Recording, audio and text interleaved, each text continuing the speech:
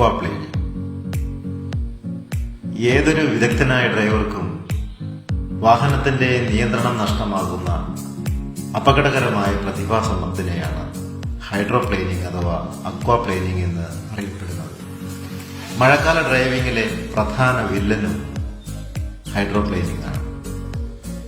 നിരത്തുകളിൽ വാഹനത്തിന്റെ മുന്നോട്ടുള്ള കുതിപ്പും ബ്രേക്കിങ്ങും സ്റ്റിയറിംഗും എല്ലാം വാഹനത്തിന്റെ യാന്ത്രികമായ ഭാഗങ്ങളുടെ പ്രവർത്തനം മൂലമാണെങ്കിലും അന്തിമമായി പ്രവർത്തന പഥത്തിലേക്ക് എത്തുന്നത് ടയറും റോഡും തമ്മിലുള്ള ഫ്രിക്ഷൻ മൂലമാണ്. മിനുസമുള്ള തറയിൽ എണ്ണ ഒഴിച്ചാൽ നമുക്ക് നടക്കാൻ കഴിയാത്തതിന്റെ കാരണവും മറ്റൊന്നല്ല.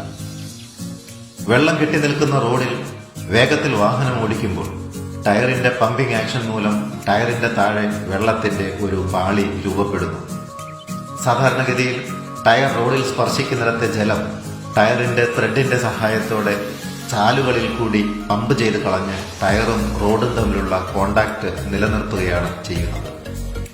പക്ഷെ ടയറിന്റെ വേഗത കൂടുന്തോറും പുറന്തള്ളാൻ കഴിയാത്ത അളവിനേക്കാൾ കൂടുതൽ വെള്ളം ടയറിനും റോഡിനും ഇടയിലേക്ക് അതിമർദ്ദത്തിൽ ട്രാപ്പ് ചെയ്യപ്പെടുകയും വെള്ളം കംപ്രസിബിൾ അല്ലാത്തതുകൊണ്ട് തന്നെ ഈ മർദ്ദം മൂലം ടയർ റോഡിൽ നിന്ന് ഉയരുകയും ചെയ്യും.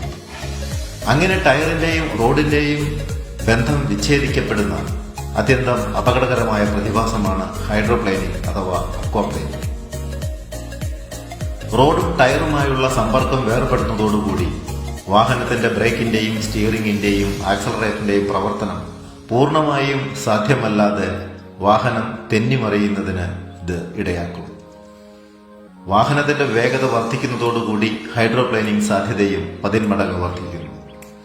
മാത്രവുമല്ല, തേയ്മാനം സംഭവിച്ച ടയറിന്റെ സ്പിൽവേയുടെ കനം കുറയുന്നതോടെ പമ്പിംഗ് കപ്പാസിറ്റി കുറയുന്നതും അക്വാപ്ലെയിനിങ്ങിന് സഹായകരമാകും. ത്രെഡ് ഡിസൈൻ അനുസരിച്ചും വാഹനത്തിന്റെ തൂക്കം കൂടുന്നതിനനുസരിച്ചും ഹൈഡ്രോപ്ലെയിനിങ്ങിൽ ചെറിയ മാറ്റങ്ങൾ ഉണ്ടാകും. എന്നാൽ ഹൈഡ്രോപ്ലെയിനിങ്ങിന്റെ പ്രധാന ഘടകം വാഹനത്തിന്റെ വേഗത തന്നെയാണെന്ന് മറന്നുകൂടാ. അക്വാപ്ലെയിനിങ്ങിനെ ബാധിക്കുന്ന മറ്റ് ഘടകങ്ങൾ tread design, tyre size, air pressure, വാഹനത്തിന്റെ തൂക്കം, ജലപാളിയുടെ കനം, റോഡ് പ്രതലത്തിന്റെ സ്വഭാവം എന്നിവയാണ്. ഹൈഡ്രോപ്ലെയിനിംഗ് മൂലം വാഹനത്തിന്റെ നിയന്ത്രണം നഷ്ടമായാൽ എന്ത് ചെയ്യണമെന്ന് നോക്കാം. ഹൈഡ്രോപ്ലെയിനിംഗ് മൂലം വാഹനത്തിന്റെ നിയന്ത്രണം നഷ്ടമായാൽ ഡ്രൈവർ ഉടൻ തന്നെ ആക്സലറേറ്ററിൽ നിന്ന് കാൽ പിൻവലിക്കേണ്ടതും സഡൻ ബ്രേക്കിംഗും സ്റ്റിയറിംഗ് വെട്ടിത്തിരിക്കുന്നതും ഒഴിവാക്കേണ്ടതുമാണ്.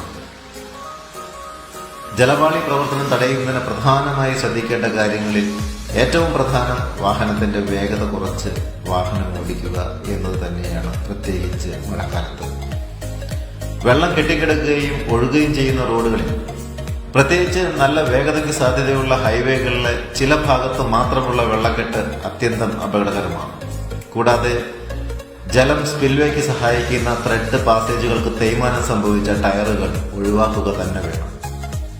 നനഞ്ഞ റോഡിൽ ക്രൂയിസ് കൺട്രോൾ ചെയ്യുന്നതും ഒഴിവാക്കണം. ശ്രദ്ധയോടെ വാഹനം ഓടിക്കുക.